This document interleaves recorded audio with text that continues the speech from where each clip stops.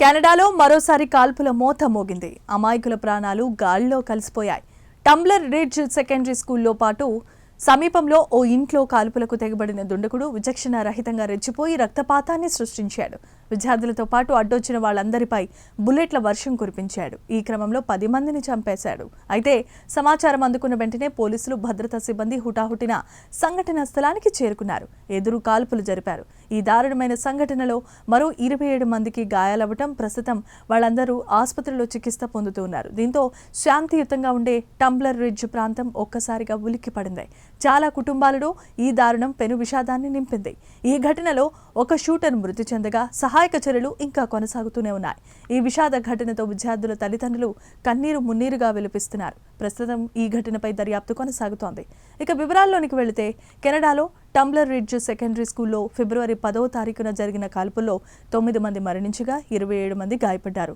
ఒక ఇంటి లోపల మరో 2 మృతదేహాలు లభ్యమయ్యాయి. ఈ ఘటనతో వారికి సంబంధం ఉన్నట్లు అనుమానిస్తున్నారు. గాయపడిన వారిలో 2 పరిస్థితి విషమంగా ఉంది. మృతులు గుర్తింపు ఇంకా విడుదల కాలేదు. పాఠశాల ఆవరణలో ప్రస్తుతం భారీగా పోలీసు బలగాలు మోహరించారు. టంబ్లర్ రిడ్జ్ సెకండరీ పాఠశాలలో మొత్తం 178 మంది విద్యార్థులు ఉన్నట్లు సమాచారం. అయితే చాలా శాంతియుతంగా ఉండే టంబ్లర్ రిడ్జ్ ప్రాంతంలో ఈ హింసాకాండ చోటు చేసుకోవడంతో అందరూ ఒక్కసారిగా ఉలిక్కిపడ్డారు. అయితే ప్రాథమికంగా బ్రిటిష్ కొలంబియాలో ఈశాన్య ప్రాంతంలో టంబ్లర్ రిడ్జ్ సెకండరీ స్కూల్లో జరిగిన కాల్పుల్లో అనేక మంది మరణించారని కెనడియన్ పోలీసులు తెలిపారు. Royal Canadian Mounted Police staff sergeant Chris Clark కూడా ఈ సంఘటనను కెనడియన్ ప్రెస్కు ధృవీకరించారు. పాఠశాల కాల్పుల్లో అనుమానిత కాల్పులు జరిపిన వ్యక్తి మరణించినట్లుగా సమాచారం. 7 నుండి 12 తరగతుల విద్యార్థులకు సేవలను అందించే టంబ్లర్ రిడ్జ్ సెకండరీ స్కూల్లో జరిగిన కాల్పుల్లో అనేక మంది మరణించారని రాయల్ కెనడియన్ మౌంటెడ్ పోలీసు తెలిపింది. ఇక ఇలా ఉంటే, పాఠశాలలో కాల్పులు జరిపిన తర్వాత షూటర్ కోసం అత్యవసర హెచ్చరిక జారీ అయింది. అధికారులు పాఠశాలలో ప్రవేశించినప్పుడు 6 వ్యక్తులు చనిపోయినట్లు ఆర్సీఎంపీ ధృవీకరించింది. మరో 2 వ్యక్తులను మరొక ప్రదేశంలో కనుగొన్నారు. మరొకరు ఆసుపత్రికి తరలిస్తూ ఉండగా మధ్యలోనే మరణించారు. కాల్పులు జరిపిన వ్యక్తిగా భావిస్తున్న ఒక వ్యక్తి కూడా స్వయంగా తనకు తాను కాల్చుకొని చనిపోయాడు. కాల్పుల్లో తీవ్రంగా గాయపడిన 2 వ్యక్తుల పరిస్థితి విషమంగా ఉండటంతో వాళ్లను హెలికాప్టర్ స్వాయం ద్వారా ఆసుపత్రికి తరలించారు. కాల్పుల్లో గాయపడిన 25 మందిని స్థానిక వైద్య కేంద్రంలో చేర్చి పర్యవేక్షిస్తున్నారు. కాల్పులు జరిపిన వ్యక్తిని గుర్తించామని, అయితే ప్రస్తుతానికి అతని గుర్తింపును విడుదల చేయటం లేదని RCMP superintendent Ken Floyd, north district commander తెలిపారు.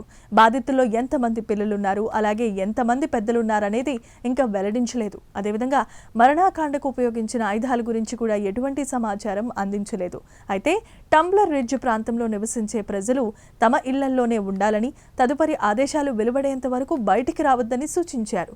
పరిస్థితిని పర్యవేక్షించేందుకు పొరుగు డిటాచ్మెంట్ల నుండి అదనపు పోలీసు బలగాలు, అలాగే నార్త్ డిస్ట్రిక్ట్ ఎమర్జెన్సీ రెస్పాన్స్ టీంను టంబ్లర్ రిడ్జ్ కు పంపించారు.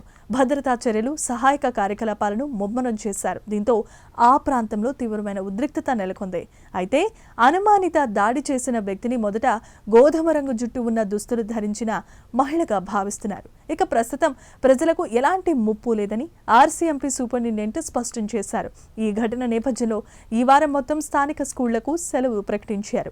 ఈ విషాద ఘటన బాధితుల కుటుంబాలకు, ఆప్తులకు మా ప్రగాఢ సానుభూతిని తెలియజేస్తున్నాము అని ఆర్సీఎంపీ అధికారి ఒకరు ప్రకటనలో తెలిపారు. మొత్తానికి ఈ విషాదకరమైన ఘటన కెనడా దేశంలో పెను విషాదాన్ని నింపింది.